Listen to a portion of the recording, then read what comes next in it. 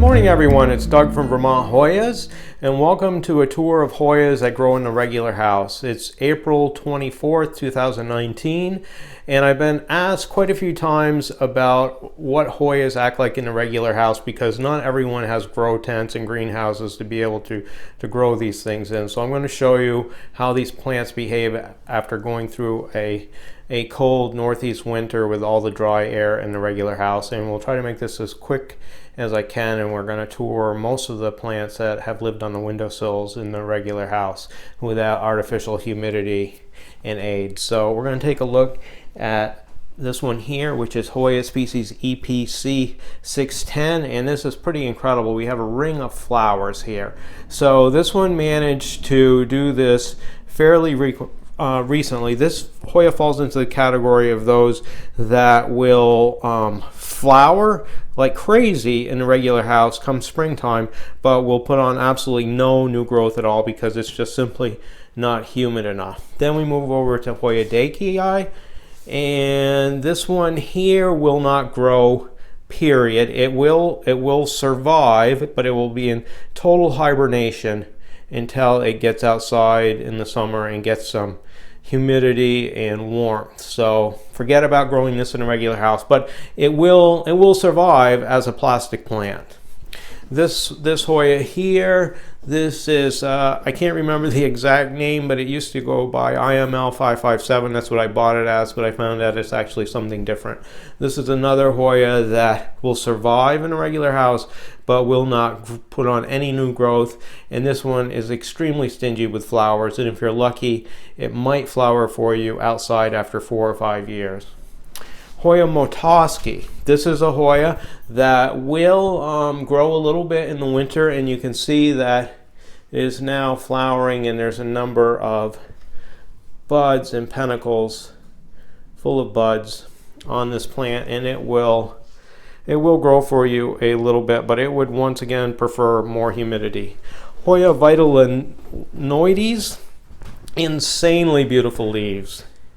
This is a Hoya that will not put on any new growth at all during the winter, but I can see here it is putting on a panicle in a couple places with some buds. So this falls into the category of will flower but will not grow. The former Hoya gravelins, oblong acutifolia. This Hoya will not grow and will not flower in a regular house in the winter time.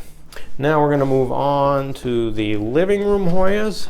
Those were the dining room Hoyas, and this is Hoya species EPC 209. Absolutely wonderful Hoya outside in the summertime, but will not grow or flower or do anything in the winter in the northeast. Hoya species Bangkok Red. You can see it has flowered up a storm. So it falls into the category of will flower, will not grow in the regular house. Dischidia ovata actually grew and flowered all winter long. I don't know if you can see that, it's pretty dark. Okay, there we go. Now Hoya Curtisii, pull back, it's so long you can't really see it that well. Falls into the category of won't grow at all, but will put on a flower at an odd time of the year. So this thing did flower for me, but it's absolutely too dry in a regular house to be able to grow this without extra added humidity. Hoya species Angoriana Vietnam grew, falls into the category of grows and flowers in a regular house all year long. You can see it's budding up on a number of different panicles. Hoya Honey Pink won't grow, just hibernation, no flowers until it goes outside in the summer, or grow in a grow tent and it'll flower all the time for you. Hoya Canyac Cameriana won't grow, won't flower, won't do a thing in dry conditions in a regular house. Gets to be the middle of the summer with full light and a little extra humidity in the house, it might put on 3 leaves. But if you put it in a high humidity environment, it will flower and grow profusely. And we're going to move over here. Hoya solata, the former white dragon. Here's a couple of flowers. They just got done flowering profusely on a number of different panicles. Well, so it will flower. There's another panicle over there. Will flower, won't grow at all in the winter. Hoya bella, this is a seedling that I grew from my own Hoya bella seeds. After hundreds and hundreds of flowers, I finally got a seed pod. And this is one of the results. Grew all winter long. It's too young to flower yet. And we move over here to Hoya species black leaves. Falls into the category of, okay, we'll be right back. My light has failed. Okay, I'm back after my video light got stepped on. Hoya species black leaves won't flower.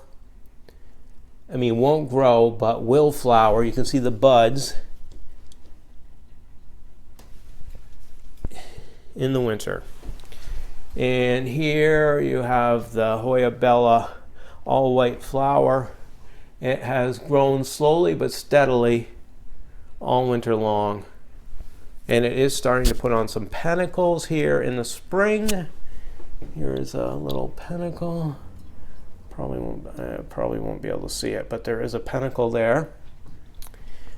So that one grew in the winter time. Hoya bicknellii won't grow, won't flower at all in the winter. Hoya croniana, a very slow, steady grower. You can see it is putting on buds, and it has grown a little bit in the winter. So that's it for dining room and living room Hoyas, and now we're going to move on to a couple of bedroom and bathroom Hoyas.